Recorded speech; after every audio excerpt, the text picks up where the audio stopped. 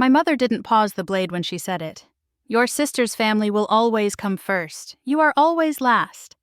My father nodded, as if agreeing with tomorrow's weather.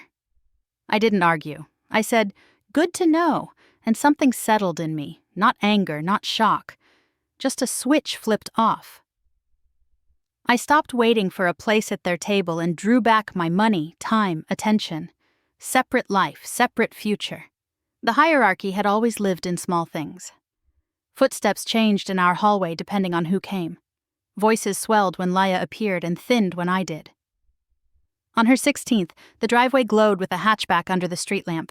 On mine, the kitchen light hummed over a small cake and a printed card. I smiled anyway. I knew the script. College repeated the choreography. Leia got checks and an apartment near campus. I got speeches about grit. So I stocked shelves at dawn, coded at midnight, and paid my tuition at community college, then transferred on scholarship. When I crossed the stage, my family was out of town for Laya's baby shower. I phoned home to a distracted, "So proud, honey," and a promise that never came. Years later, with an engineering degree and a quiet apartment, the message arrived. Family meeting Sunday. Important. No question mark, I went. The living room wore crisis-like cologne, statements fanned across the coffee table, figures highlighted into warning. Leia's mortgage behind, tuition unpaid, Noah between situations. My parents had already done the math. "We expect you to cover the rest," my mother said. "You're single, you manage." I looked at the numbers, then at them. "I'll need 24 hours. I drove home without music, the hum of my sedan rinsing my thoughts. In my apartment, the one I paid for, key by key, I opened my laptop and laid out my life like blueprints. Checking, savings, investments, columns and totals I knew by muscle memory. I created new folders, renamed old ones, sealed every small leak I'd allowed for family. Delete, confirm, exhale. Ava arrived with takeout and silence. She set the bag down and rested her hand on my chair. "You're not choosing against them," she said. "You're choosing for yourself." The words landed like a level on a crooked frame. I built the numbers they'd handed me into a spreadsheet. Mortgage catch-up, tuition, legal retainer, projected overflow. The math didn't ask for interpretation. It demanded a life swapped out for theirs. I added a column. Terms. If I helped, it would be a loan with interest, 5-year repayment, automatic transfers, financial counseling, and family therapy. Consequences for missed payment. A pause clause for emergencies defined, not assumed. Nothing punitive, just adult.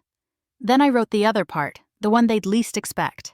A brief statement for the next gathering in plain language. Acknowledgement of favoritism, a commitment to equity going forward. The truth spoken once in the open so it couldn't hide in the drywall again. I printed everything, slid it into a plain folder, and packed a pen. My hands were steady. I slept. By afternoon, the living room looked exactly the same. Recliners angled forward, bills like warning flares. I set my folder down. My parents leaned in with relief. Laya's smile trembled. Noah tried to look grateful. "I didn't bring a check," I said. "I brought structure." My mother eyed the stack. "What is all this?" "Context," I said, letting them see balances first, to end the myth that I drifted. My father quieted. The surprise wasn't totals. It was meeting the adult they hadn't asked about. I set the last pages down. "If you want help, we do it as adults. 5-year loan, modest interest, automatic transfers, counseling and therapy. Miss a payment, the loan pauses. At the next gathering, you'll say aloud what lived in our walls." "No contracts in family," my mother murmured. "In healthy families, maybe," I said. "Ours needs interruption." Leia's voice was small. "You'll still help?" "I will, if we stop breaking the same bone." Noah studied the figures. "It's fair." My father exhaled. "Bring the pen." They signed. I scheduled counseling and sent the first transfer. 6 months put muscle on the plan. Payments arrived on time. Leia and Noah budgeted without staging need. My parents thawed into honesty. At the first gathering, my mother's voice shook but held. "We did not see you, Carenza. We will now." Meanwhile, my life widened. Ava and I rented a place. Sundays became beginnings, not negotiations. She'd look up and say, "You're lighter." I turned my keys in my palm. Quiet metal, wholly mine. Families don't always change because they want to. Sometimes they change because someone sets the bill down and refuses to pay twice.